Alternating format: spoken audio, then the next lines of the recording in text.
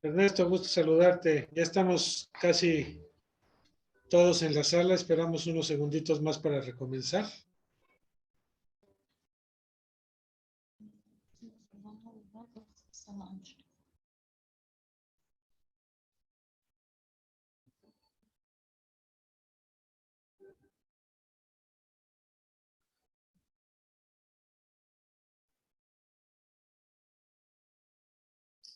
Good day.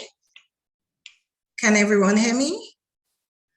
Yes. Hello, Solange. Sí. Okay, thank you. I was just having a little difficulty. Thank you, Solange. Your Excellencies, Ministers, and all distinguished authorities, I extend warm greetings from the government and people of St. Lucia. And happy Valentine's Day, Love Day to you all. In this session, we intervene on the critical and important topic of enhancing cultural heritage for greater international cooperation, solidarity, and protection. According to the UNESCO Institute for Statistics, cultural heritage is defined as or includes artifacts, monuments, a group of buildings and sites, museums that have a diversity of values, including symbolic, historic, artistic, aesthetics, ethnological, or anthropological, scientific, and social significance. It includes all those tangible heritage that are movable, immovable, and even underwater. Intangible cultural heritage embedded into culture and natural heritage artifacts, sites, or monuments. All of these represent the expression of a people way of life that is passed on from generation to generation. And thus it is one that truly must be valued. And today we are going to engage in discussions on how we add value to this, which is a wonderful session to be at this afternoon. Just to reiterate the proceedings, so we first have the segment of individual interventions. Gentle reminder, all participants, 5 minutes maximum per participant. Then we have the segment of debate, 2 minutes maximum per participant. And of course, our repertoire, wonderful repertoire, Haití, will present the report of the table. Through you, Madam Chair, I would like to call upon firstly, Guatemala, Mr. Mario Roberto Maldonado, Vice Minister of Cultural and Natural Heritage. Good day to you, sir. Muy buenas tardes, un cordial saludo desde Guatemala, un país con más de 3,000 años de riqueza cultural, muy similar precisamente también a los demás países que forman parte de este encuentro.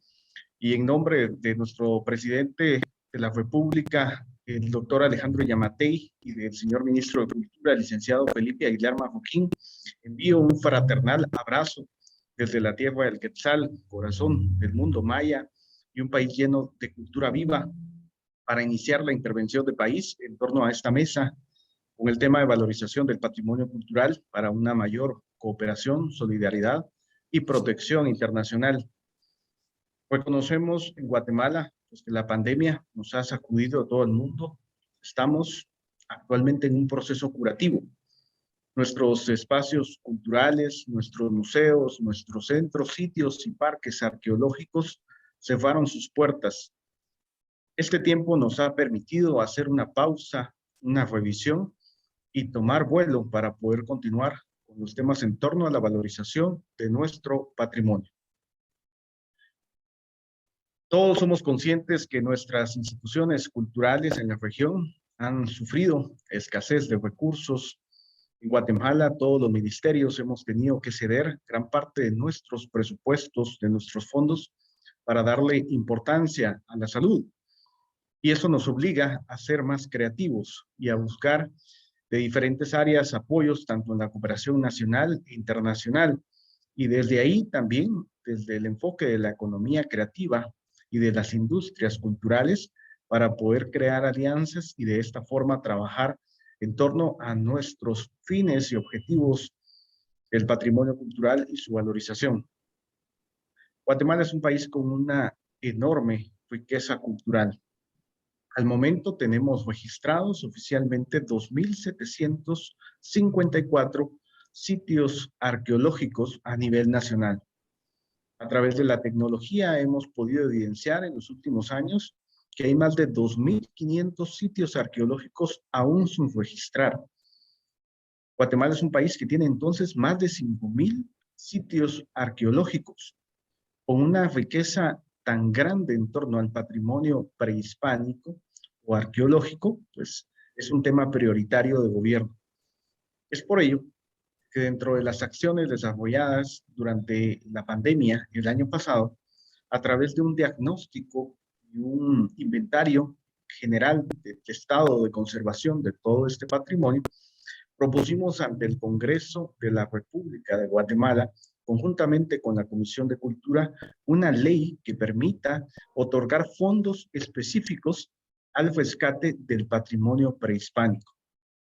Es un fondo de inversión, no para funcionamiento, sino para desarrollar proyectos que vayan en línea a las tareas de conservación, de protección, intervención arquitectónica, así como mejora en la infraestructura turística, tanto para visitantes nacionales como extranjeros, y proyectos asociados al manejo de colecciones y bienes culturales en torno a estos sitios y parques arqueológicos.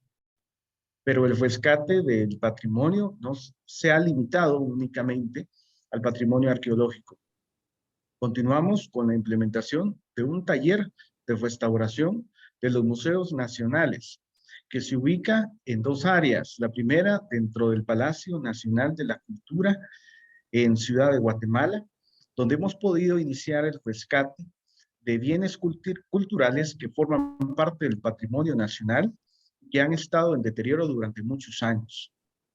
En esa misma línea hemos instaurado un segundo taller en Antigua Guatemala, una ciudad que es Patrimonio Mundial de la Humanidad dentro de uno de los espacios arquitectónicos más importantes de la misma, el Palacio de los Capitanes Generales, que es la sede de un nuevo museo, el Museo Nacional de Arte de Guatemala, el cual nos ha permitido poder visibilizar con éxito una gestión en medio de la pandemia en la cual le hemos ofrecido a los visitantes nacionales y extranjeros una perspectiva del arte con la enorme riqueza cultural que tenemos en Guatemala, diferente, en la cual han podido visibilizar la puesta en valor y sobre todo la valorización de todo este patrimonio que en muchos de los casos estaba desvalorizado.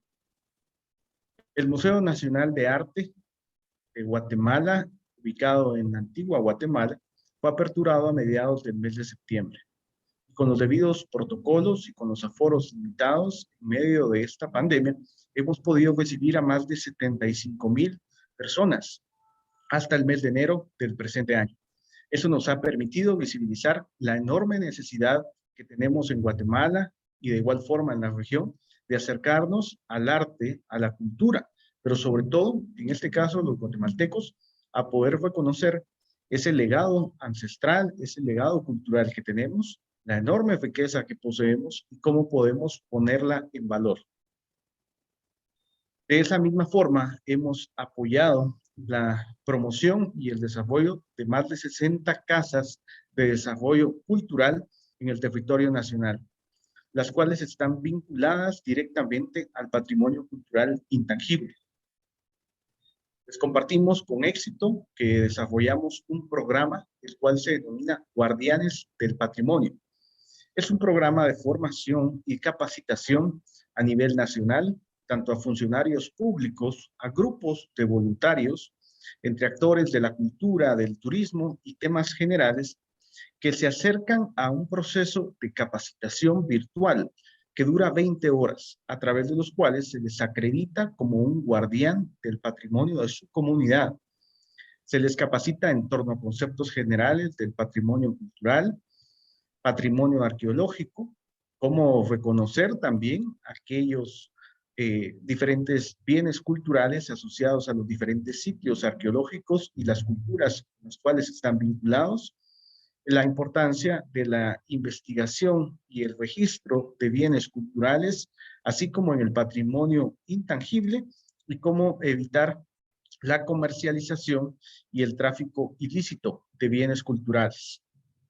Compartirles que de una primera promoción de 70 personas, que son los primeros guardianes del patrimonio, hemos podido avanzar y acreditar a ya más de 1,250 guardianes del patrimonio a nivel nacional.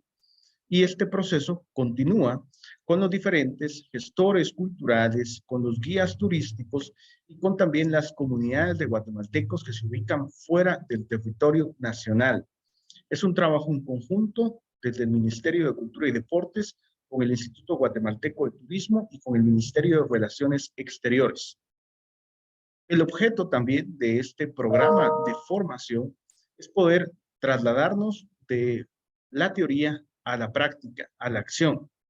El trabajo que todos estos guardianes del patrimonio están desarrollando es en registrar y documentar gran parte de todas estas manifestaciones, tanto del patrimonio tangible como intangible, para poder alimentar una base de datos, que es el SIC, el Sistema de Información Cultural, un portal web que va a permitir integrar dentro de una plataforma virtual todos los diferentes elementos culturales y patrimoniales de las diferentes comunidades en el interior del país, con la finalidad de desarrollar a diferentes escalas atractivos y productos turísticos que permitan visibilizar la cultura y el patrimonio como un motor de desarrollo.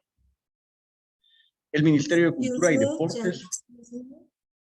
Your time has ended. Would you like to wrap up? Ok, gracias. Solamente mencionar que hemos trabajado de forma conjunta también con cultura y con deporte para desarrollar los parques de la paz que permiten también visibilizar la cultura como un medio para la prevención de la violencia. Muchísimas gracias.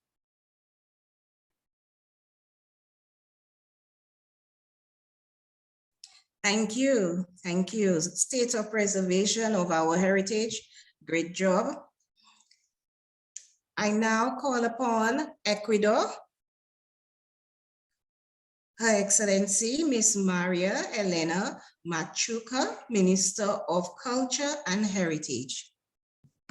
Muy buenas tardes, señor Ernesto Tone, subdirector general para Cultura UNESCO, señora Alejandra Frausto, secretaria de Cultura del Gobierno de México, presidenta de la Consulta Regional, estimados colegas, ministros, ministras, autoridades, muy buenas tardes. Inicio mi intervención resaltando la importancia de estos espacios de diálogo multilateral que nos brindan la posibilidad de reflexión sobre el enfoque de nuestros países en políticas culturales que permitan construir agendas para el fortalecimiento global de la cultura. Quiero poner énfasis en uno de los preceptos de esta conferencia, pasar de las relaciones internacionales de competencia hacia las relaciones internacionales de cooperación. La concepción de patrimonio cultural, de memoria social y su valor para nuestros pueblos se ha transformado e incluso ha devenido en instrumentos jurídicos internacionales. En los últimos años, el mundo ha sido testigo de la fragilidad de It's important to take into account all of these aspects and to look at all. Producto de la misma crisis, se ha manifestado el papel esencial que desempeña la cultura y el patrimonio en el ámbito económico y social. En este sentido, nos proyectamos en una progresiva inserción de la cultura Like to invest more in culture and patrimony as part of sustainable development in Ecuador. The huge number of workers in the area of culture, art, artistic endeavors have allowed us to break into this area. We have to make sure that we don't notre patrimoine culturel, ainsi que le Guatemala, le Salvador et Estado y como ente rector de la cultura y el patrimonio, en el Ecuador reconocemos el impacto económico del sector cultural. Identificamos la cultura y el patrimonio como generadores de crecimiento económico y fuentes de empleo. Con ese fin, estamos trabajando en fomentar y sostener nuevos mecanismos de financiación desconcentrados y focalizados, fortalecer las estrategias de formación, profesionalización y mejora de las capacidades del sector cultural para que se ajusten a la evolución de los mercados laborales y los modelos de trabajo actuales. Crear condiciones y lograr la inversión de capitales públicos y privados en el sector cultural y patrimonial. Durante la pandemia también se evidenció la persistente desigualdad social y una enorme brecha digital. Uno de nuestros principales compromisos políticos como gobierno del Ecuador es la consolidación de una verdadera transición digital que garantice el acceso a la cultura y a la innovación, como estrategia ante el inminente y precipitado giro del contenido cultural en línea. Nos planteamos como prioridad contar con procesos de renovación para ajustar modelos económicos específicos y construir políticas culturales ágiles que cuenten con una capacidad de respuesta inmediata. Consideramos imprescindible identificar datos cuantitativos y cualitativos comparables globalmente, generados por las instituciones de la sociedad civil de todos los países, como base para la construcción de herramientas estadísticas que faciliten la medición del impacto de la cultura y el patrimonio en el desarrollo y la economía. Ecuador reconoce la diversidad cultural como un elemento clave para enfrentar la discriminación, la violencia y para promover el diálogo. Desde esta perspectiva, proponemos fortalecer el conocimiento de la cultura, el patrimonio, las artes en el sistema educativo formal y no formal, por lo que estamos trabajando con el Ministerio de Educación muy enlazadamente. Es nuestro compromiso reconocer el patrimonio vivo en expresiones culturales y saberes de las comunidades, pueblos y nacionalidades ecuatorianas, como herramientas de resiliencia y conciliación, que son la base para la seguridad alimentaria, gestión de los recursos naturales, lucha contra el cambio climático y modelos de producción y consumo sostenibles. La salvaguardia y gestión de los patrimonios tangibles e intangibles requieren de la sinergia de todos los gobiernos locales, regionales y nacionales. Por ello, promovemos una política pública integrada en el Sistema Nacional de Cultura, tomando en cuenta las diversidades y capacidades de cada territorio. Por otro lado, el cuidado, investigación, recuperación y puesta en valor de los patrimonios requiere de un compromiso internacional para cohesionar la cooperación de recursos técnicos, académicos, financieros y también de protección ante los fenómenos de tráfico ilícito y de apropiación de saberes.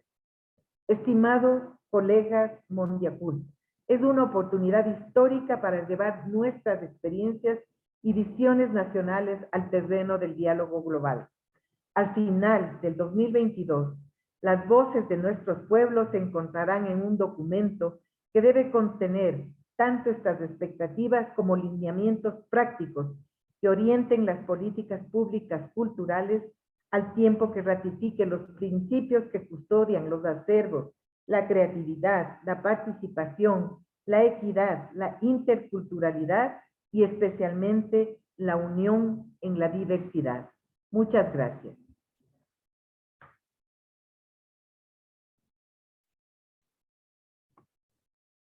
Thank you, thank you. Building capacity is certainly enhancing our cultural heritage. It's certainly going to take it into the right direction. Thank you very much. I now call upon Cayman Islands, Natalie is Natalie Okuhart, Director of National Gallery. Thank you very much. Good afternoon. I'd like to start by extending a very big thank you to UNESCO and the Ministry of Culture of Mexico for organizing this important gathering, to welcome regional representatives, and to thank our panel moderator and fellow panelists. It's an honor to contribute to this discussion on the valorization of cultural heritage on behalf of the Cayman Islands Ministry of Youth, Sports, Culture and Heritage. For context, Cayman is a small British overseas territory comprised of 3 islands in the Western Caribbean, with a historical reliance on maritime-based economy and more recent tourism in the financial industries. We have some of the highest rates of migration in the world, with 700% increase in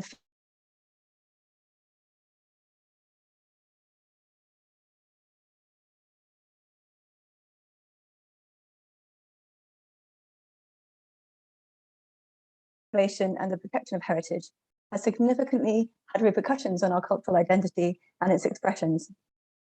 As we emerge from the pandemic, prioritizing culture as a platform through which to build social cohesion, celebrate cultural diversity, support community well-being, and to promote sustainable development at the national level will become critical.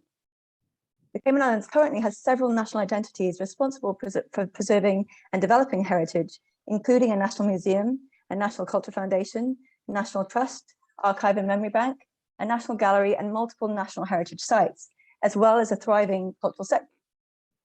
While many of these were established as far back as the 80s, our first cultural policy was only formalized in 2017, supported by UNESCO facilitation.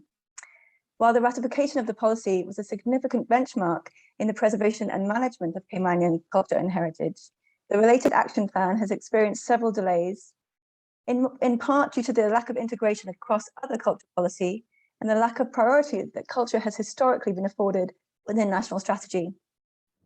The pandemic, of course, has exacerbated this delay, and it has also identified gaps in existing policies.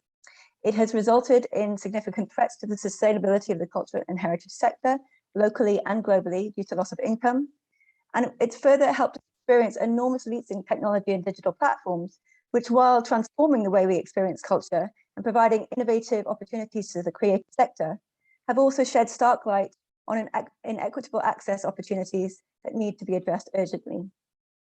A post-pandemic audit of impact across the sector will be critical to inform cultural policy development moving forward and to support reopening strategies and a future in an increasingly hybrid capacity. The new Cayman Islands Ministry of Youth, Sports, Culture and Heritage, which was established in May 2021, and is the first ministry in our history to add the specific word heritage to its remit, has committed to prioritizing Cayman's cultural heritage on its agenda to reviewing updated 2017 policy. It's committed resources to preserve our future culture for future generations and to supporting cultural and creative practitioners. Current priorities are as follows, and I'd like to thank Alanis Linwood, the Senior Policy Advisor at the Ministry, for contributing these points. Firstly, to ensure the integration of the revised cultural policy across wider public policy, including education, finance and development, tourism, planning, health, and our new Ministry of Sustainability, Climate Resiliency.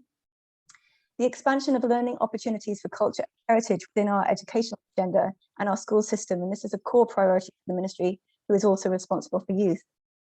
Ensuring equitable access to culture and heritage experience and knowledge, both on-site and now virtual. Fostering the intergenerational dialogue and the sharing of knowledge to stem the loss of Caymanian tradition and art forms. Increase support for creatives, for research projects and scholarship.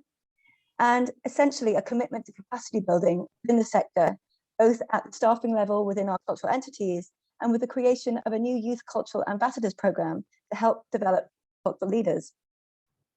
Key considerations moving forward, and many of these do overlap, are enhanced legislation to safeguard natural and built heritage, to develop frameworks that support the digital transformation that we're experiencing, including new regulations to protect intellectual property, which is very young in our country, to support its monetization, and again, to support capacity building for a sector where technology is continually developing rapidly. Adaptation of existing policies and measures to urgently address increasing incidents of extreme weather caused by climate change are critical to our low-lying nation. These include specialized emergency response training across the sector, and I'd like to thank UNESCO for doing a great job recently here. The creation of more advanced and specialized storage facilities for national collections, a national database where we can find any of these critical collections in an emergency, the cultural and heritage sector representation on the National Emergency Council to ensure our voice remains central. One thing we haven't explored yet in Cayman, which has a great opportunity for our sector, is investment in the cultural industries, both with public and private sector partnerships. From a regional perspective, increased training capacity, building museum and cultural heritage management across the region, and specific areas of digitization of cultural artifacts and so forth, we feel are critical. The establishment of shared cultural policy objectives at a regional level, if this is possible, especially in relation to the threat of climate change, and the potential establishment of a regional emergency task force that is specific to culture and heritage to support post-disaster recovery, which becomes very challenging within our own islands when we're in the middle of relief efforts. And finally, increased networks like this one to promote regular dialogue at both ministerial and institutional levels that support the exchange of ideas, best practice, and fundamentally support solidarity in the sector. Thank you.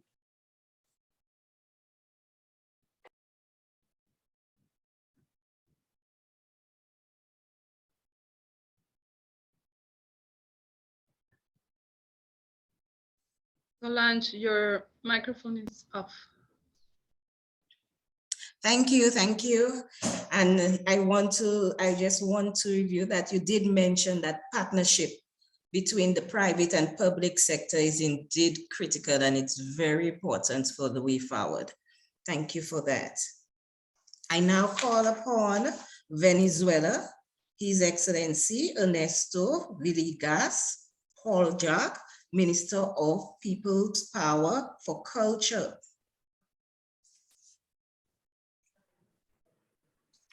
Hola, muy buenas tardes. Un saludo para la presidenta y para el hermano gobierno mexicano que ha conducido con brillo esta consulta regional. Entendemos que los temas que han sido planteados para las distintas mesas son temas sugeridos y nos parecen muy pertinentes. Comenzando por el de la mesa 1, que no es esta, pero es ineludible mencionar la cultura para la paz. Justamente cuando en este preciso instante la humanidad se arriesga a una tercera guerra mundial, alrededor de la cual la cultura tiene mucho que dar. Nada más contradictorio que la cultura al servicio de la guerra, de la agresión, del apartheid, de la injerencia extranjera, como lamentablemente vimos activada cierta industria cultural contra Venezuela en el año 2019, como lamentablemente se asoma también alrededor del tema de Ucrania en nuestros días. Saludamos también el tema de la mesa 2, el apoyo a la diversidad cultural y lingüística para los derechos individuales y colectivos. Defendemos nuestras 34 lenguas indígenas y también las reconocemos como idiomas en nuestro ordenamiento jurídico, al mismo tiempo que defendemos ardorosamente nuestro idioma castellano, que es herencia de una colonización que hoy estamos empeñados en descifrar hasta sus más mínimos detalles. Defendemos ese idioma en el que hablamos frente a la hegemonía anglófona. Saludamos el tema de la mesa 4, el acceso a los derechos culturales y libertad creativa, pues la universalización de esos derechos con igualdad para todas y todos forma parte de la esencia de la revolución bolivariana. No vemos contradicción alguna entre derechos culturales para todos y la libertad creativa. Sí vemos entre derechos culturales para todos y la cultura para las élites, desde las élites donde exista dictadura del mercado. En este tema 3, valorización del patrimonio cultural para una mayor cooperación, solidaridad y protección internacionales, que es el que atañe a esta mesa, nosotros tenemos experiencias que compartir, banderas comunes, que levantar una agenda en la que nos sentimos plenamente identificados, expresamos nuestro apoyo a las propuestas de los organizadores mexicanos de Mondiacult 2022. En el campo del patrimonio cultural inmaterial tenemos una experiencia positiva en la aplicación de la Convención del 2003 del patrimonio inmaterial, con siempre, permanentemente, la participación de las comunidades organizadas en la elaboración de los 9 expedientes que hemos postulado desde 2012, 8 de los cuales han sido aprobados. También tenemos para servicio de todos nuestros hermanos y hermanas del mundo la experiencia de la reciente aprobación de la Ley del Patrimonio Cultural Inmaterial por parte de la Asamblea Nacional, que ha recibido el ejecútese del presidente Nicolás Maduro Moros, quien les envía un saludo afectuoso a todas y a todos. Es la primera ley, salvo prueba en contrario, de este tipo en América Latina. Tenemos también un intercambio permanente con nuestros países hermanos a través de Crespial, de la cual ejercemos la Secretaría del Consejo de Administración.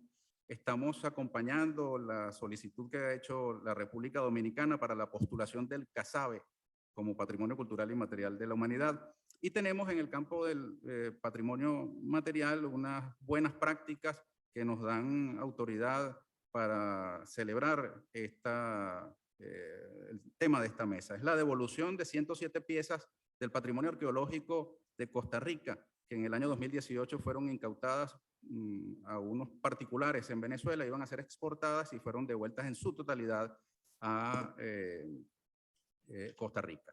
También hemos recuperado la abuela cueca, una piedra sagrada del pueblo Pemón, que habita como población ancestral en el estado Bolívar y que en el año 2018 pudimos recuperar desde el Parque Metropolitano de Berlín. La piedra abuela cueca, de acuerdo con la cosmovisión de nuestros hermanos pemones, era necesario que regresara como un ser vivo a su hábitat para lograr el equilibrio del mundo. Venezuela ha atravesado, como todas y todos ustedes conocen, una grave situación producto de las medidas coercitivas unilaterales que han sido dictadas en su contra y que han tenido un impacto en las dinámicas culturales. Sin embargo, el último año, 2021, ha sido un año de recuperación y tenemos las mejores perspectivas para este año 2022, en la que la economía cultural ha de florecer ya con, por ejemplo, logros como el estreno de unas 16 largometrajes del cine venezolano, con la activación de la industria del espectáculo. Ya Venezuela vuelve a ser destino de artistas extranjeros que vienen a presentarse en nuestro país y que nosotros además insistimos en que ese, digamos, negocio del espectáculo internacional tribute a las dinámicas culturales internas a través de la Ley de Protección Social al Trabajador y la Trabajadora Cultural. Nosotros acá en Venezuela tenemos en marcha una cantidad de políticas destinadas a la valorización del patrimonio cultural. Hemos tenido recientemente un encuentro de las 8 manifestaciones culturales declaradas por la UNESCO en las listas del Patrimonio Cultural Inmaterial de la Humanidad con el presidente de la República. Él ha ofrecido todo su respaldo a las dinámicas culturales para evitar la desaparición de estas manifestaciones que son propias de nuestra diversidad. Aquí quisiera llamar la atención sobre una corriente ideológica que viene cobrando camino, que hace una especie de contradicción entre el propósito del desarrollo sostenible, del crecimiento económico y la diversidad cultural. Recientemente, a principios de este año, apareció publicado un artículo de un economista vinculado a los organismos multilaterales económicos que planteaba lo siguiente: deberían algunos países dejar de existir. Si nos preocupa erradicar la pobreza mundial, no nos debería importar mucho que en el proceso desaparezcan algunas culturas y tradiciones. Nosotros consideramos sumamente grave esta visión, pues más bien creemos fervientemente en que la diversidad cultural, el patrimonio cultural son garantía de un verdadero desarrollo sostenible y de un verdadero ejercicio pleno de los derechos culturales por parte de nuestro pueblo. Finalmente, invitamos a recoger en las actas de esta mesa esta invitación que hace Venezuela a reactivar, a relanzar una experiencia que la UNESCO en los años 76 y 80 protagonizó a través de lo que se conoció como la Comisión McBride. Esta fue una instancia de la que formó parte Sean McBride, su presidente, un irlandés premio Nobel de la Paz, entre otras personalidades, Gabriel García Márquez, que emitieron un informe denominado Un solo mundo, voces múltiples, comunicación e información en nuestro tiempo. Eso hace 42 años. Y el fenómeno de desbalance, de desequilibrio informativo, cultural y comunicacional de aquel entonces se ha acrecentado tremendamente en el mundo contemporáneo. Así que es muy pertinente que esta organización que defiende los derechos culturales de los pueblos, pues vuelva a tomar el camino del informe McBride y lo actualice de cara a los desafíos actuales y futuros de la humanidad. Muchas gracias.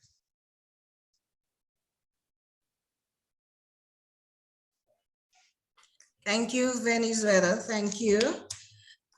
I see international cooperation, solidarity, and participation is certainly at play, and I congratulate you on the recovery of all those important artifacts. We now move to El Salvador, and I will invite Mariam Pletes, Minister of Culture.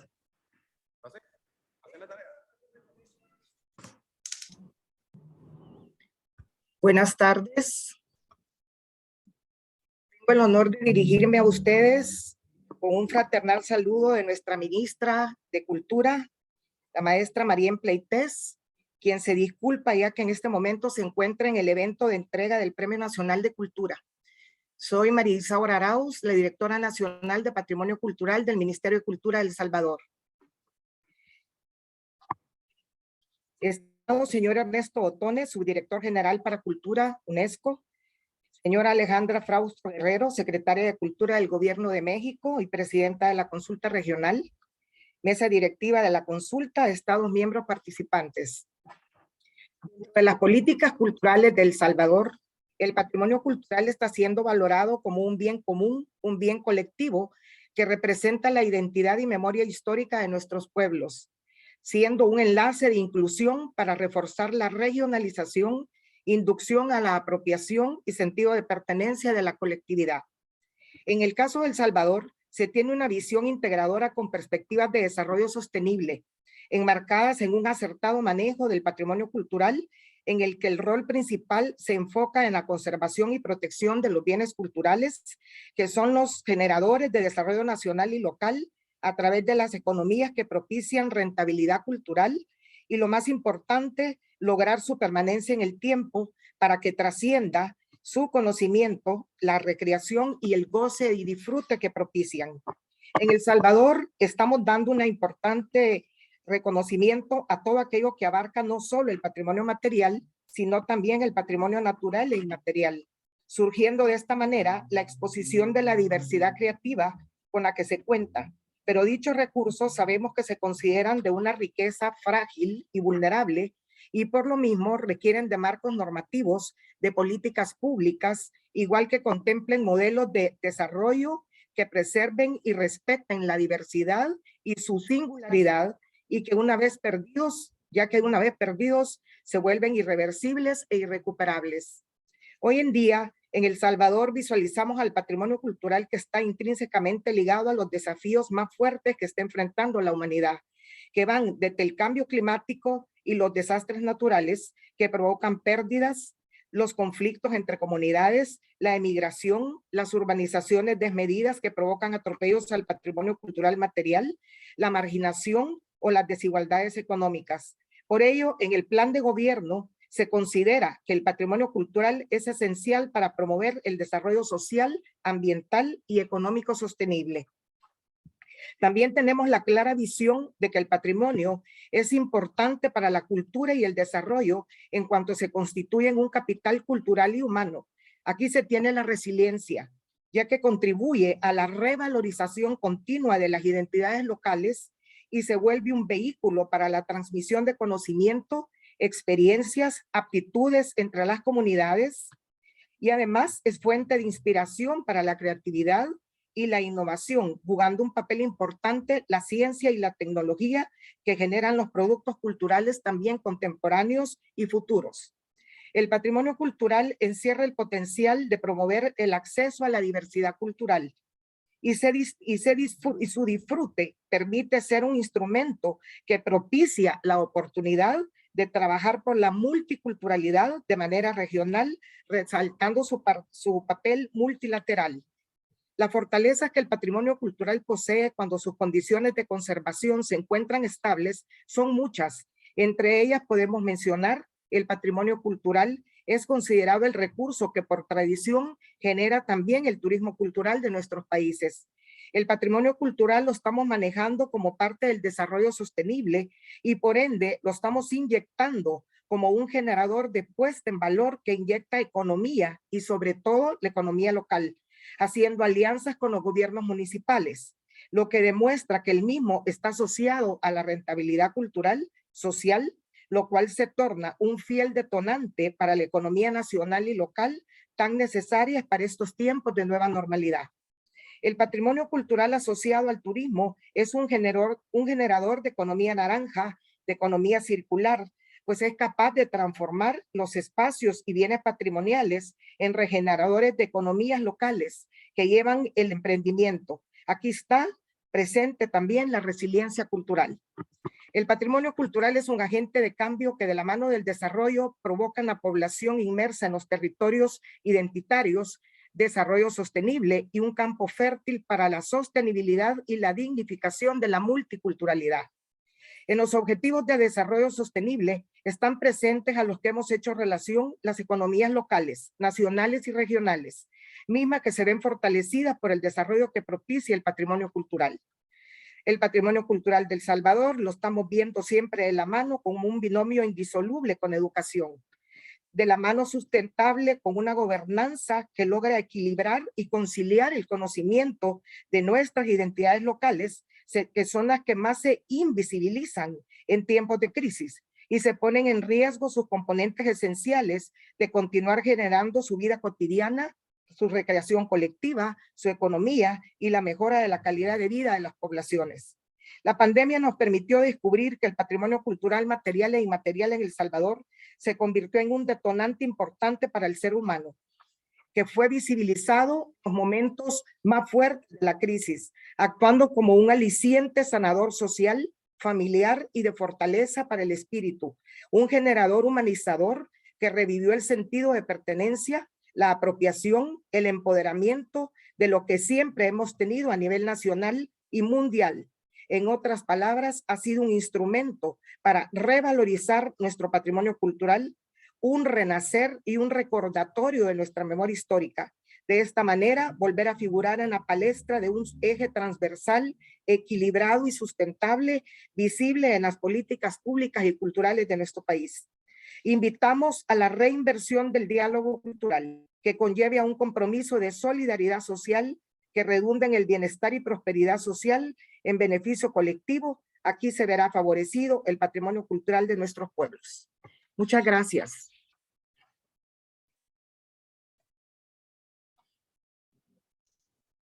Thank you. Thank you. You did indicate that natural heritage and how the natural heritage plays an important part in enhancing the cultural heritage, and it will ensure its sustainability and enhancement as we go forward. Thank you for that. Gracias. Okay, we now call upon St. Kitts and Nevis, Mr. Troy K. Mills, Director of Culture, Ministry of Youth, Sports and Culture. Good day to you, sir. Good day, Madam Chair. Good day to all the ministers and the cultural colleagues here on the platform. I bring greetings from St. Kitts and Nevis on behalf of the Honorable John L. Powell, the Minister of Education, Youth, Sports and Culture, who unfortunately and regrettably is unable to attend with us here this afternoon, but he has sent his best wishes for a most successful meeting.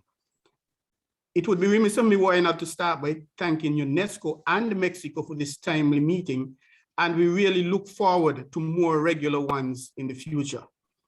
St. Kitts and Nevis, 2 islands, 1 paradise in the Eastern Caribbean, and we are only 104 square miles with a population of 53,000 people.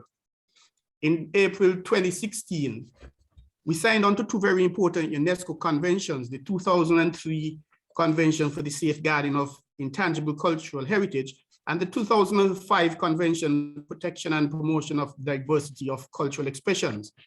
In 2018, we successfully submitted a proposal entitled Strengthening Inventory Preparation Capacity for Implementing the 2003 Convention for the Safeguarding of Intangible Cultural Heritage in St. Kitts and Nevis. We are extremely proud to be the first English-speaking CARICOM country to do so and be successful. We are now working on the creation of a national intangible cultural heritage policy, and the government and people of St. Kitts and Nevis are extremely grateful to UNESCO in providing huge support for same, which has been our country's flagship cultural project over the past 3 years. I also commend the government of Brazil for its contribution to strengthening St. Kitts and Nevis cultural heritage skills enhancement, especially in refining the revised tentative list. There exists tremendous opportunities for the valorization of cultural heritage for greater international cooperation, solidarity, and protection by all of our stakeholders here in St. Kitts and Nevis, be they the ordinary man on the street, groups and associations, the corporate community, parents, students, teachers, NGOs, the creative themselves, and even the government. And they need to assign much greater value and worth of cultural and creative industry, not just for performing at events.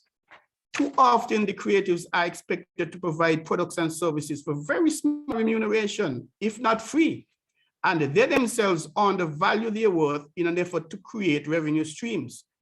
Perhaps most of the reasons could be attributed to the fact that the above parties consider the cultural and creative industry as an informal sector, something which we definitely will have to change.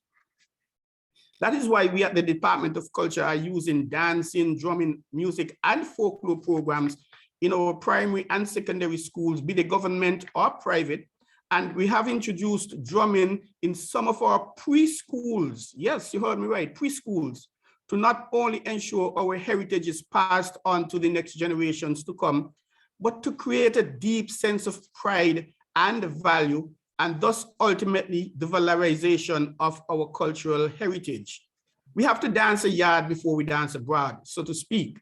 We have to get our people to value our product, our cultural heritage, before we could convince parties outside of our countries to value it. St. Kitts and Nevis was particularly honored to be nominated back in 2017 as a member of the most prestigious committee in the UNESCO World Heritage Committee at its 21st General Assembly of the states parties to the World Heritage Convention. Even as a small developing state, we benefited greatly from the exposure to debates and expertise in the cultural heritage policy domain. My key message today, as one of the 38 small and developing states, or SIDS, Madam Chair, is to convey that without more assertive Caribbean regional level technical assistance from UNESCO in strengthening our institutional capacity and providing targeted guidance in rolling out a natural cultural heritage framework, SIDS like St. Kitts and Nevis will continue to struggle to cultivate an optimal and holistic cultural heritage environment. Currently, out of some 1,154 properties on the World Heritage List as of November 2021, a remarkably small percentage of these sites are located in SIDS, covering the Caribbean, Indian Ocean, and Pacific regions. Less than 3% of the total, in fact.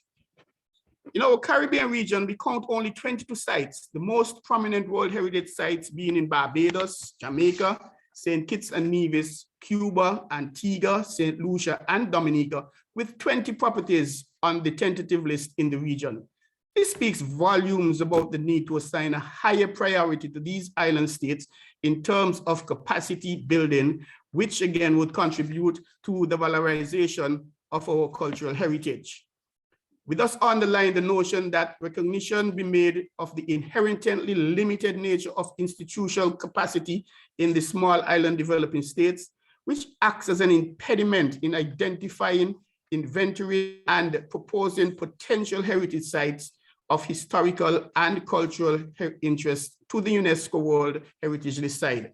Again, we commend UNESCO for the assistance given to us, and we await similar upstream assistance to the tentative list of the International Council of Monuments and Sites, ICOMOS, and the International Union for the Conservation of Nature, IUCN. With that, Madam Chair, I thank you, and I wish this meeting a very successful one. Thank you, St. Kitts and Nevis. I would just like to indicate how correct you are in highlighting the importance of ensuring that our creatives know their self-worth. And that is the first step in ensuring the valorization of our cultural heritage. Thank you again. I would like to now bring to the floor St. Vincent and the Grenadines, Miss Risa Noel Mark Barnett, Permanent Secretary, Ministry of Tourism, Civil Aviation, Sustainable Development and Culture. Good day to you.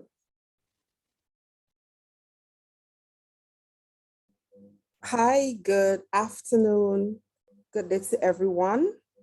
I bring you greetings from St. Vincent and the Grenadines and extend apologies on behalf of our Minister of Culture, Carlos James, who is unable to attend this very important meeting as he is part of our ministerial contingent attending Expo 2020 in Dubai. The Ministry of Tourism, Civil Aviation, Sustainable Development and Culture is grateful for the support of UNESCO in the protection and preservation of cultural heritage in St. Vincent and the Grenadines. And in this year, the Department of Culture, their strategic position is to create and implement programs and activities that would efficiently preserve and promote cultural heritage and enable community engagement and overall development of the creative and cultural industries. Today, SVG's intervention will take the form of 7 brief points and images to highlight the ongoing and proposed work to valorize cultural heritage in St. Vincent and the Grenadines. The first point is the work that we are currently undertaking to diversify tourism markets to include culture, heritage, and festival tourism for greater economic returns. One way in which we're doing that is greater investments in rehabilitating, enhancing, preserving our tourism sites. For example, our very historic Fort Charlotte is undergoing some restorative works in a project funded by the World Bank. It's called the OECS Regional Tourism Competitiveness Project. So it's going to see limited work in terms of the restoration of the sites, the redesign.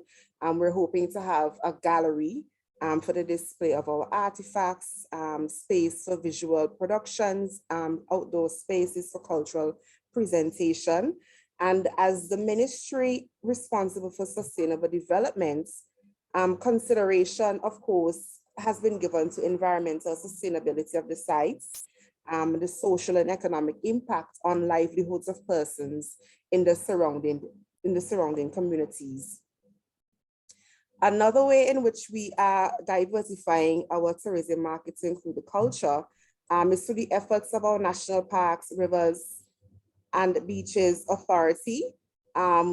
We were severely impacted by the eruption of the Sobre volcanic eruption last year. So there's some work being undertaken on our Darkview Falls and our majestic Sobre volcano trail.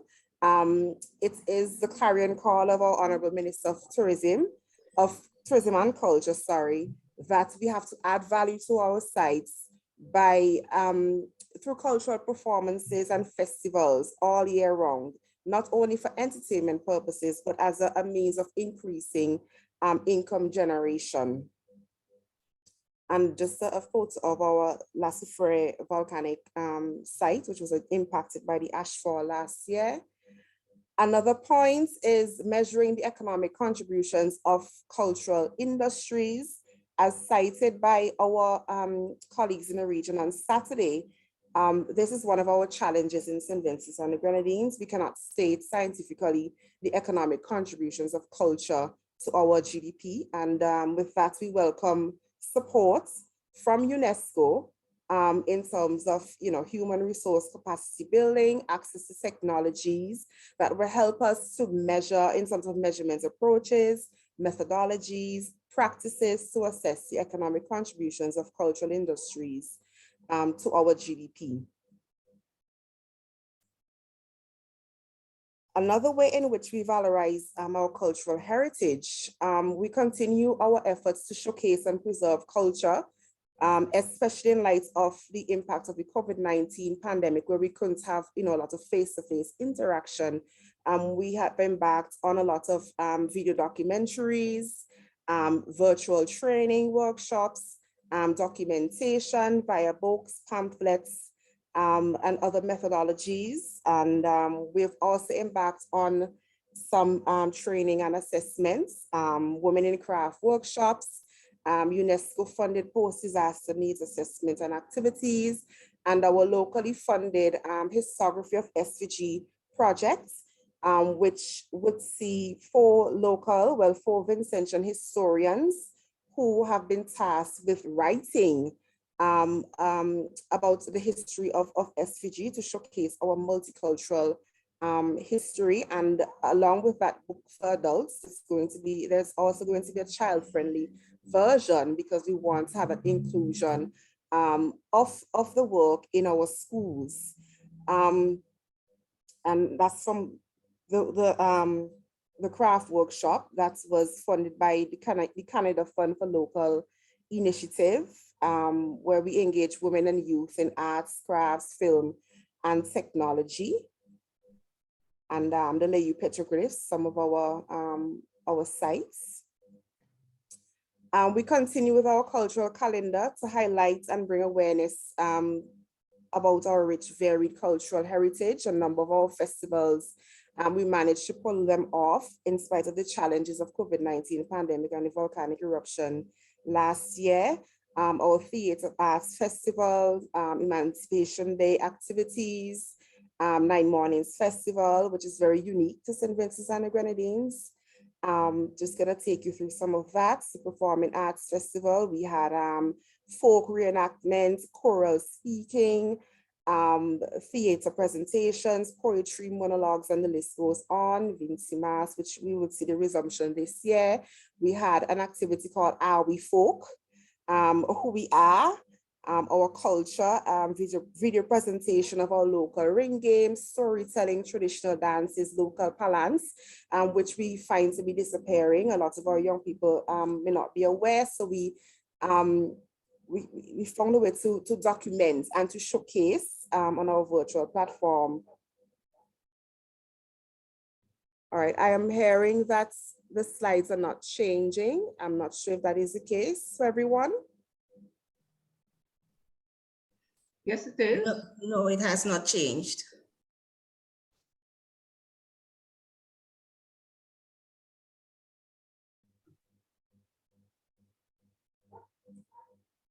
Is everyone seeing it now? Yeah, but just the first one. You have to click on choose the others. Are you seeing the others now? Yes, we are. Okay. Keep going. Okay, let me continue. Here we go. There, okay. We are craft. All right, so we have caught up. My apologies. So Gary Funa dancing there. Which brings me to the third point, enhancing, protecting, and conserving our cultural, our assets. Would have mentioned, of course, our efforts to preserve the culture through books and documentaries and the craft and all of that. And SVG has been elected to serve on the World Heritage Committee from 2021 to 2025. And we reiterate our commitment to promoting the implementation of the World Heritage Convention by bringing our expertise and unique experience to the committee. And we thank UNESCO for that opportunity. The fourth point this afternoon is the monetization of cultural assets. We have discussed within the Ministry, Department of Culture, what we need to do to explore. Yes? Just bringing to your attention that your time is up. Would you like to wrap it up? Yes, I'm going to wrap up now. Thank you. Efforts to standardize pricing regarding performances locally. In terms of culture and education, we've had conferences. We had the virtual dance conference last year. So we brought culture to the academic space.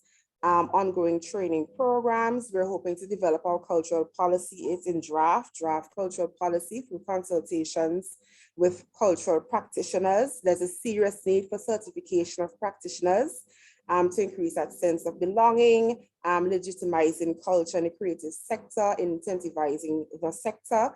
And of course, that idea of culture and disaster resilience, the support of UNESCO with our draft national strategy and plan of action.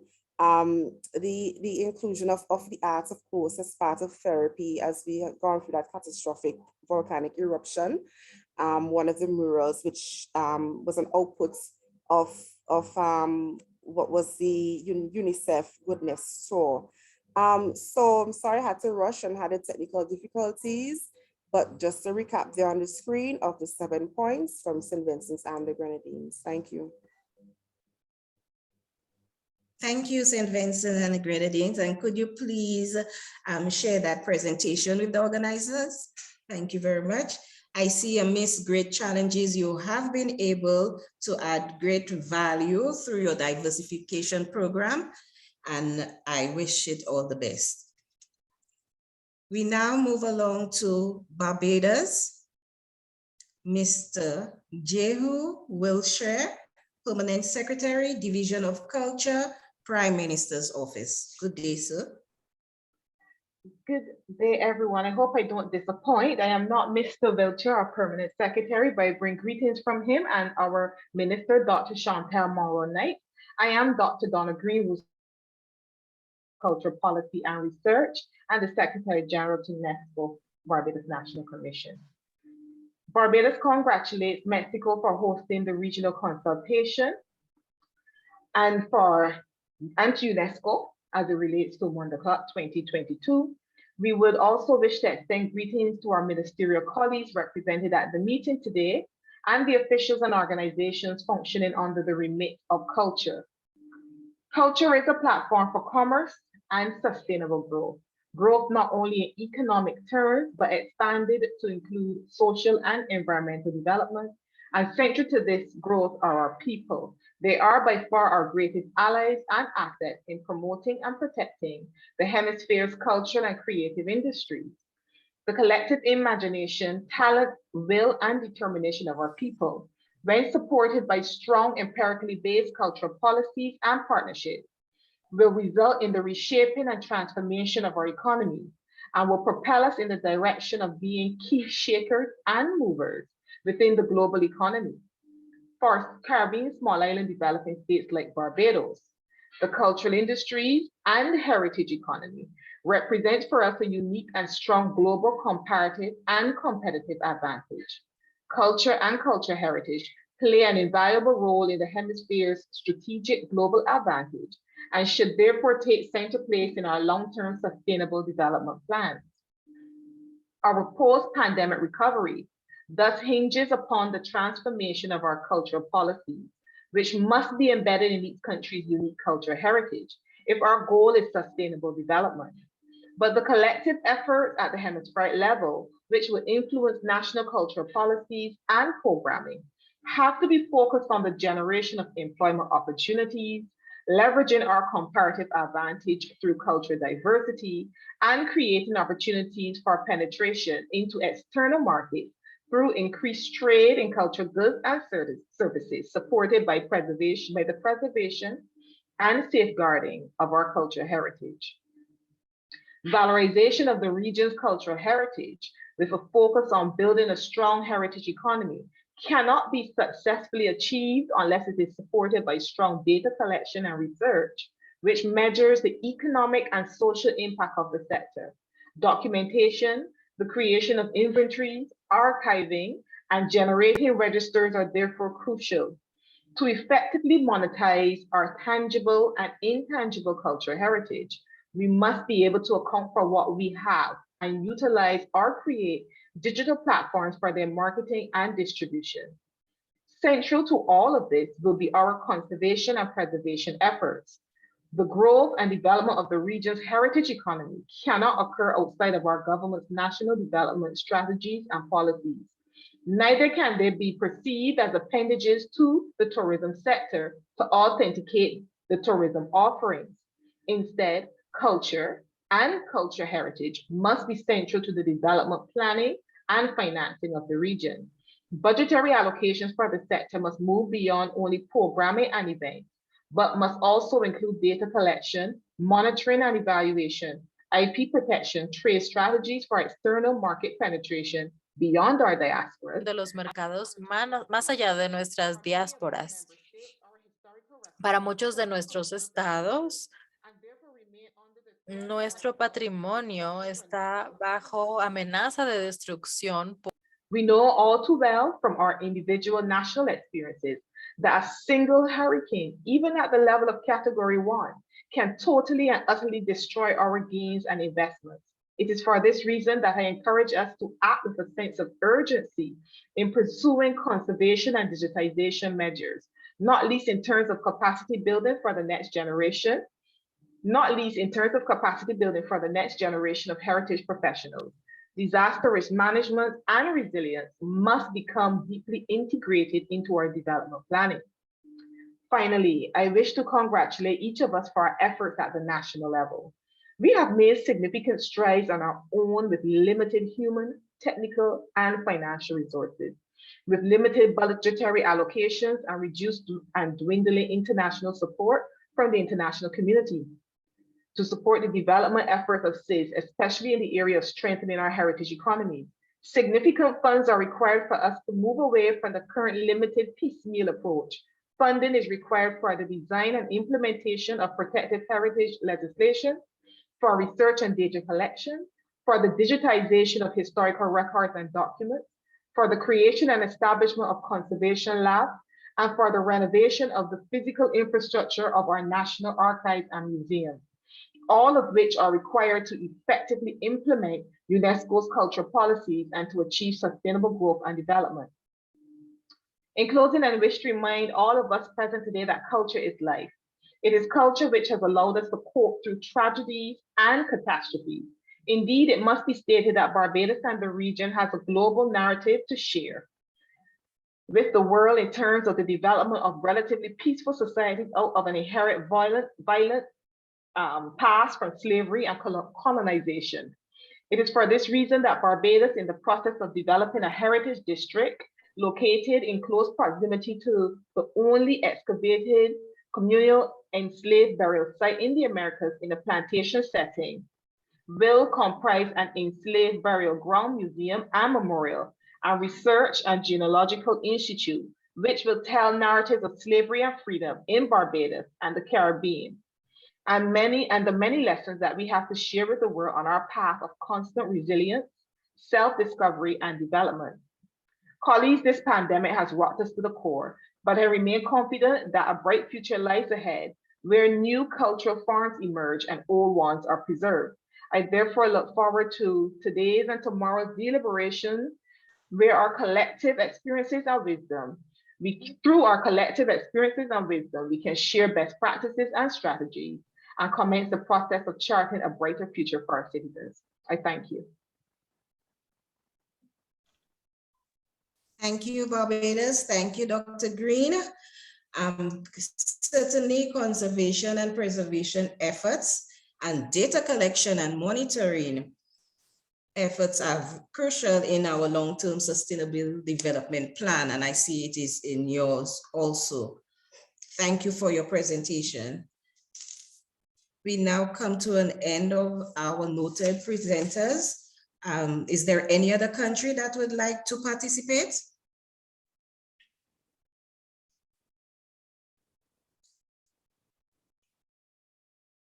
Okay. Hola María, ¿cómo estás? Sí, te escucho. Fine, thank you. Would you like to participate, to present? Sí, te escucho. Discúlpame, es que estoy... I'm not hearing you clearly.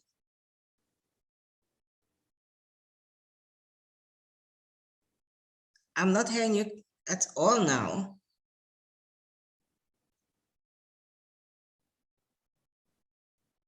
Alessandra, are you still there? Okay, Madam Chair.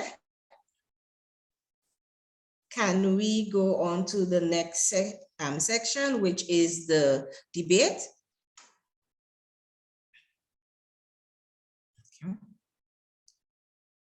Okay, so if there are no other countries, I will now open the floor for any debate.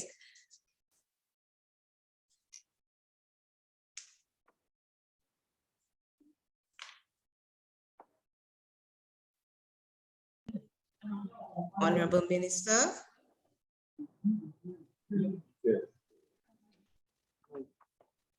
Go ahead, Honorable Minister. Right, thank you so much, Madam Chair. So briefly, I want to thank everyone for their interventions thus far. I mean, absolutely key factors being raised.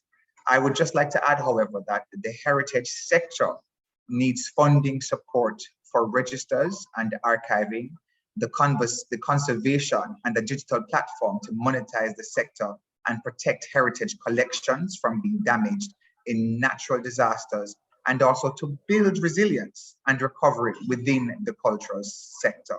I mean, the truth is, in Jamaica, we believe that special attention must be paid to the balance between the preservation of heritage sites and also their development for economic gain.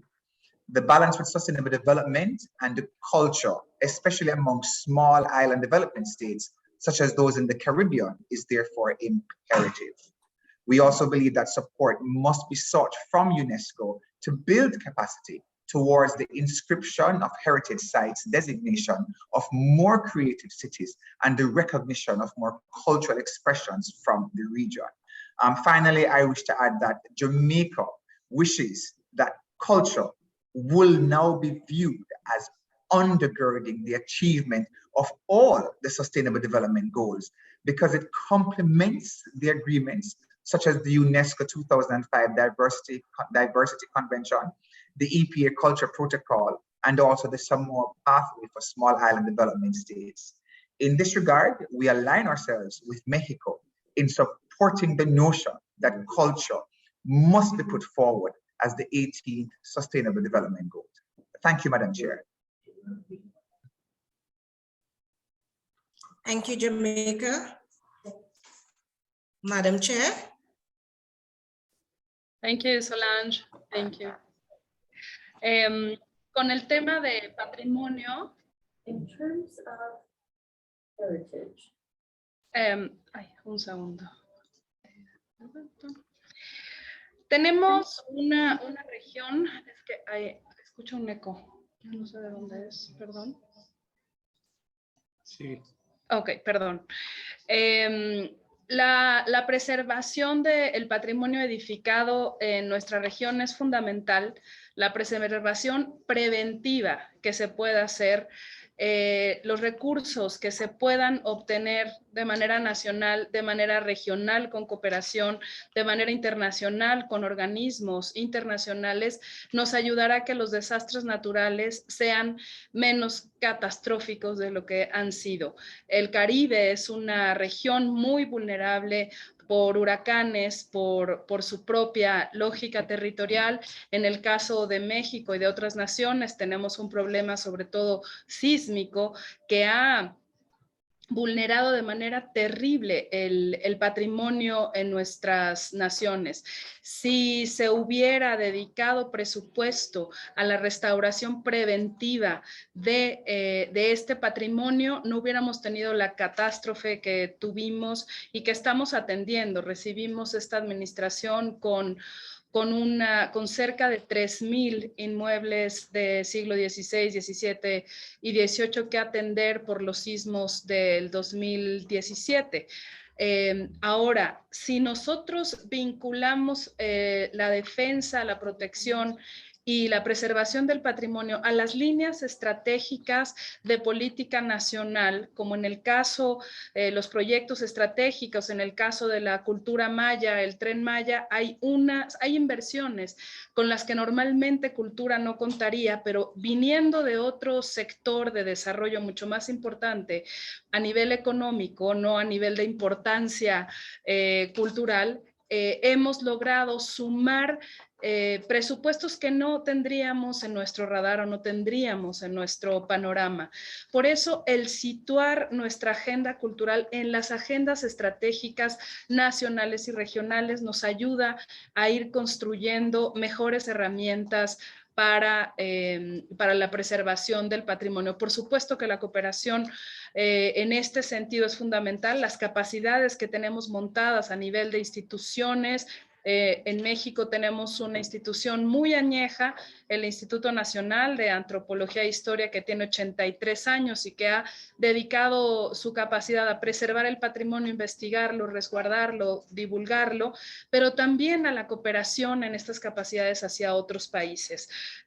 Recién platicábamos con la ministra justamente de Jamaica acerca de esta cooperación y la escuela que hay sobre este tipo de cooperaciones. Y esto está vinculado también a que el cambio climático está afectando al patrimonio, porque los huracanes y porque todo aquello que vulnera el clima está, por supuesto, atacando de alguna manera a este patrimonio. Y por otra parte, nos parece fundamental la cooperación y la fraternidad entre nuestras naciones para la protección del patrimonio mueble, del patrimonio que no es edificado, pero que surge de estos sitios sagrados y que es objeto de tráfico ilícito de bienes culturales, que lo vemos en subastas en Europa sobre todo, y ese patrimonio, al ser vendido, al ser utilizado y visto como un objeto de lujo que adorne una casa, rompe y atenta contra la identidad, contra la memoria de un país, contra la posibilidad de estar en contacto con la civilización que ahora hereda toda esta cultura de esas civilizaciones que nos anteceden. Y ahí es donde la cooperación en cuanto a todo lo que podamos tener de información digital, los registros, el control en aduanas, toda esta protección que podamos hacer, además del entramado legislativo, de los convenios internacionales como UNIDROIT, que mañana podremos, me imagino, abundar en ello, son todas las herramientas que tengamos y levantar la voz. Cuando sucede una subasta, levantar la voz como países. No es un terreno en el que no hayamos caminado juntos. En LAC, en Europa, hemos ya dado un ejemplo de cómo frente a las subastas tenemos una voz común como América Latina, como ciertos países que somos, digamos, los clientes frecuentes de estas subastas, y vamos a continuar con este trabajo. La diplomacia tiene mucho que hacer al respecto, pero también las herramientas que podamos construir para que en nuestros países no se trafique y que en nuestra época como servidores públicos evitemos que salga este patrimonio de nuestro país, que se preserve, que se divulgue y que se tenga en contacto con la sociedad, que es quien debe de conocerla y reconocerla. Esto me parece que es una de los temas de cooperación frente al tráfico ilícito que podemos trabajar muy de la mano, y ya hay buenas experiencias al respecto. Entonces lo pondría también en la mesa y agradezco mucho toda la cooperación que ha habido al respecto. La repatriación, en este momento llevamos más de 6,000 piezas repatriadas en estos 3 años de administración, y es una línea que vamos a seguir trabajando. Cuando llegan a nosotros piezas de otros países, las mandamos igualmente y las repatriamos a sus lugares de origen, como en el caso de Perú y de Guatemala. Muchas gracias, y pues que se provoque la conversación, el debate y lo que podamos hacer en esta discusión. Y gracias, Solange, por tu extraordinaria conducción.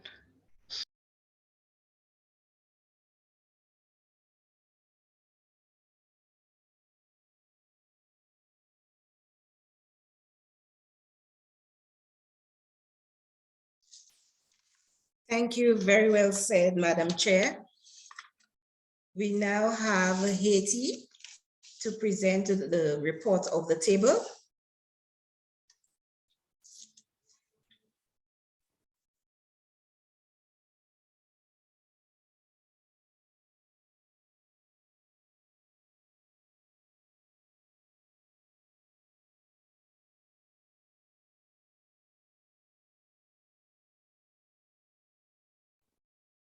Is Haiti there? Haiti, our repertoire?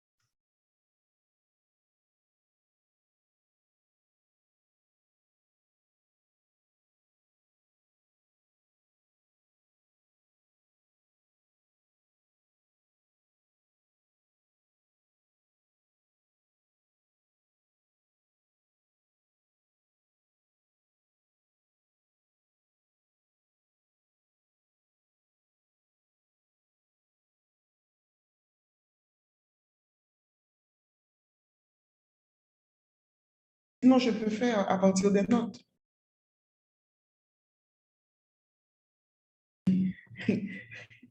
Bonsoir, bonsoir. Bonsoir, je suis Emily Prophète. Je vous parle depuis Port-au-Prince. C'est un plaisir pour moi d'être avec vous et félicitations. Les hablo desde Puerto Príncipe. Es un placer estar aquí con ustedes. Felicitación a todos los participantes. Fue una mesa redonda muy enriquecedora. Nos enriqueció mucho en Haití en la medida en que nuestro país se enfrenta a varios problemas que ustedes conocerán, problemas sociales, de desastres naturales, de protección del patrimonio. Entonces, esta mesa de valorización del patrimonio cultural para la cooperación, la solidaridad y la protección internacional nos parece muy importante. De cette table ronde virtuelle sont les suivantes. Protéger les cultures ancestrales et valoriser son apport à l'identité des peuples. La COVID-19, comment elle a affecté non seulement à tous les peuples, sites, musées, institutions culturelles, mais a permis d'un autre côté un repli pour évaluer des besoins, pour commencer à nous remettre des effets désastreux comme le mode de touristes, etc. Vu que nous vivons beaucoup de tourisme, que les pays comptent beaucoup sur l'économie qui vient du tourisme, et des alliances nécessaires aussi entre le patrimoine, la culture et le tourisme, la décentralisation de l'administration culturelle. Voilà, je mets ma caméra pour que vous puissiez me voir. La décentralisation de l'administration culturelle aux provinces et implication de jeunes comme des gardiens de la culture, c'est une excellente idée.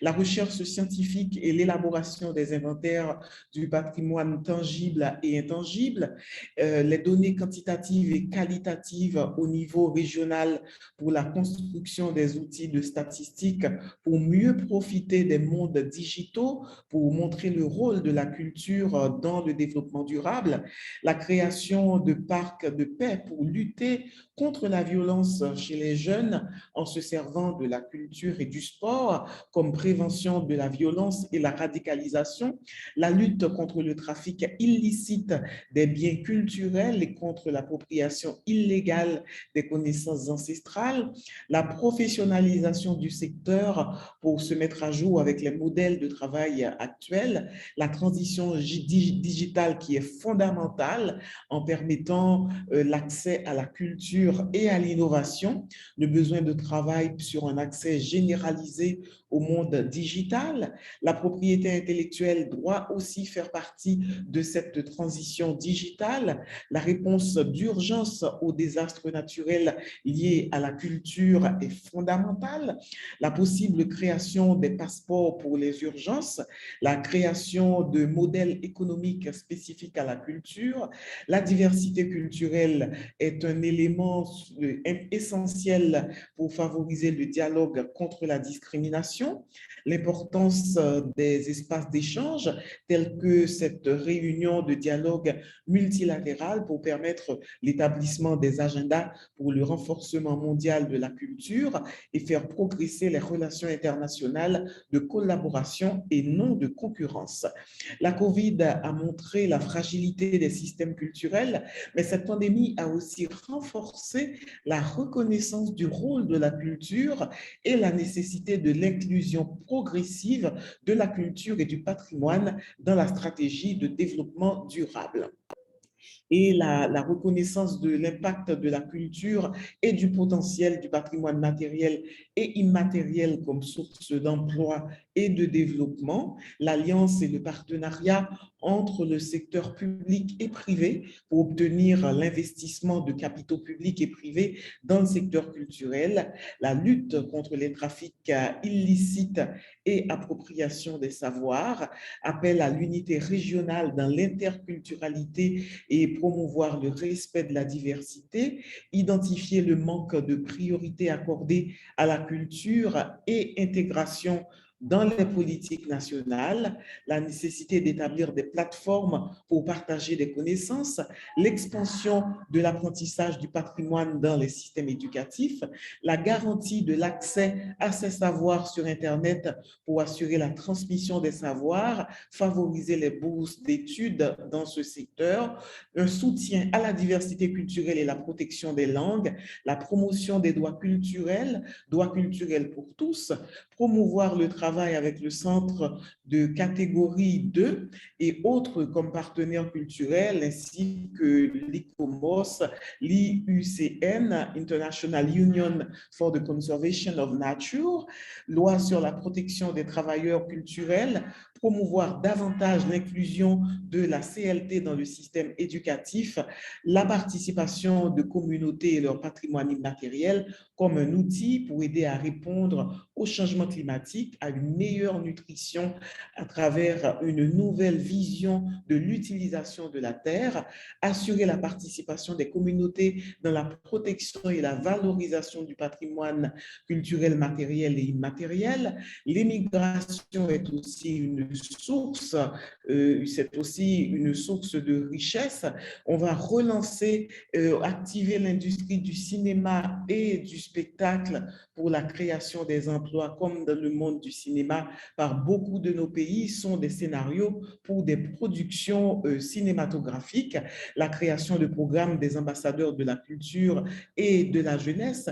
Il y a aussi une nécessité d'identifier les lacunes dans les législations existantes et voter des lois sur la protection sociale des travailleurs culturels et relancer l'expérience UNESCO 76-80, rapport One World, Many Voices, rapport McBride, encourager les investissements dans les sites touristiques et les festivals, échanger des idées et solidarité régionale dans le secteur.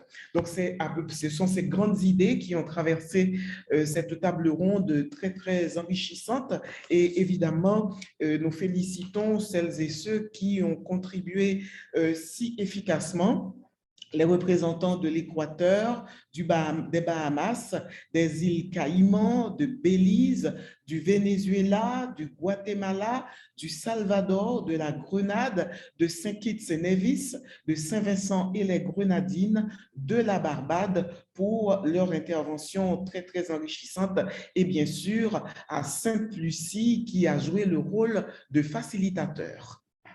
Merci beaucoup.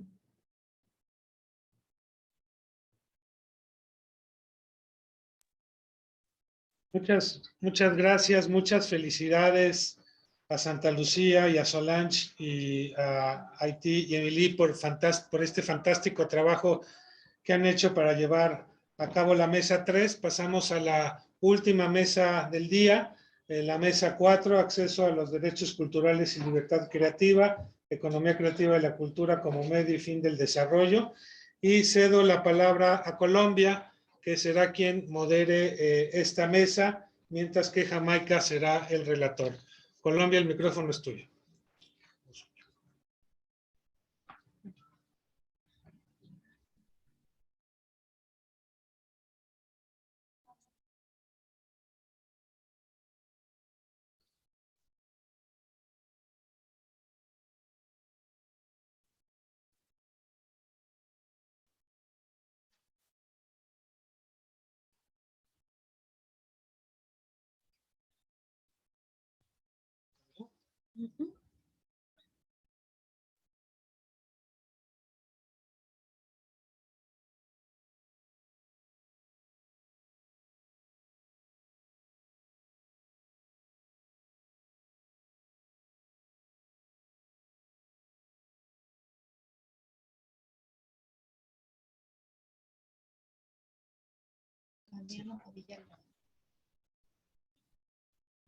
Adriana Padilla, viceministra de Colombia, tienes la palabra para moderar la mesa. ¿O no está por ahí Natalia Sefarid?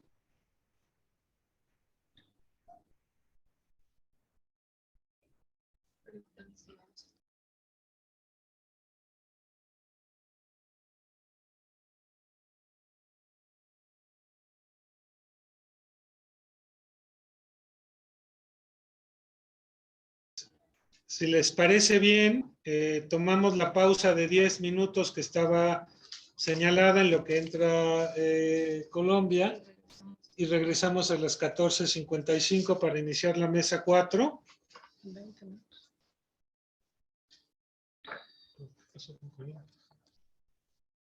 Les estoy escribiendo.